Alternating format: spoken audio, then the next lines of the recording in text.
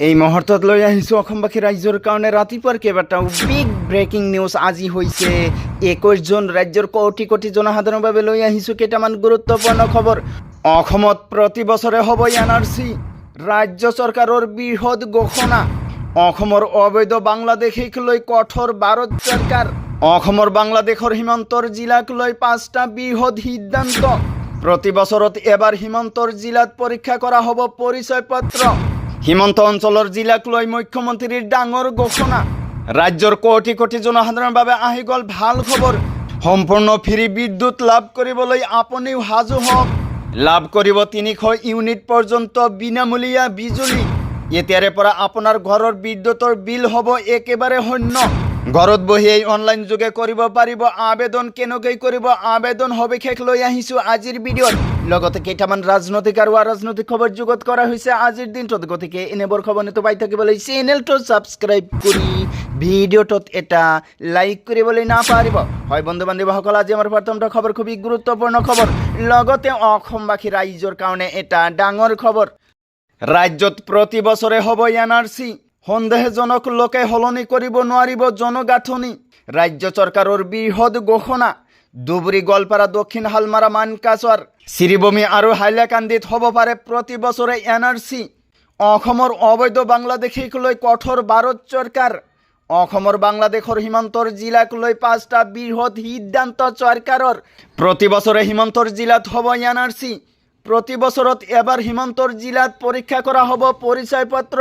সীমান্তৰ জিলাত জনগাঁথনি পৰিৱৰ্তনক লৈ উদ্বিগ্ন কেন্দ্ৰীয় চৰকাৰ। প্ৰতিটো পৰিয়ালৰ নাগৰিকত্ব কৰা হ'ব পুনৰীক্ষণ। হিন্দু মুছলমানৰ জনসংখ্যা কিমান কমিল কিমান বাঢ়িল কৰা হ'ব পৰীক্ষা। জনগাঁথনি পৰিৱৰ্তন হ'লে সীমান্তত গ্ৰহণ কৰা হ'ব কঠোৰ ব্যৱস্থা। সীমান্ত অঞ্চলৰ জিলাক লৈ ডাঙৰ ঘোষণা মুখ্যমন্ত্ৰী ডক্টৰ হিমন্ত বিশ্ব শৰ্মাৰ। ৰাজ্য চৰকাৰৰ বৃহৎ সিদ্ধান্ত। তাৰ পিছত জনাইছোঁ আমাৰ দ্বিতীয়টো খবৰ, খুবেই গুৰুত্বপূৰ্ণ খবৰ। লগতে ৰাজ্যৰ কোটি কোটি জনসাধাৰণৰ বাবে লৈ আহিছোঁ ডাঙৰ খবৰ। বিদ্যুতৰ মাচুলৰ পৰা লাভ কৰিব সকাহ। লাভ কৰিব 300 ইউনিট পৰ্যন্ত বিনামূলীয়াকৈ বিজুলী।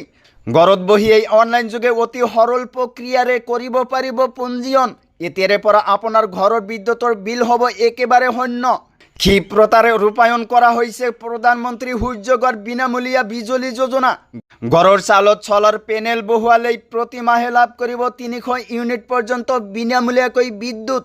সৌৰশক্তি প্ৰকল্প স্থাপনৰ বাবে চৰকাৰে দিব ৭৮,০০০ পৰ্যন্ত ৰাজসাহাৰ্য। কেনেকৈ কৰিব আবেদন সবিশেষ লৈ আহিছোঁ আজিৰ ভিডিঅ'ত। প্ৰথমে আপুনি pmsuryaghar.gov.in ৱেবছাইটলৈ যাওক। কনজুমাৰ পেজলৈ গৈ এপ্লাই নাও অপশ্যনত ক্লিক কৰক। তাৰপিছত দিয়ক নিজৰ মোবাইল নম্বৰ আৰু কেপচা কোড। ভেৰিফিকেশ্যনৰ পাছত দিব লাগিব নাম, ৰাজ্যৰ নাম, জিলাৰ নাম।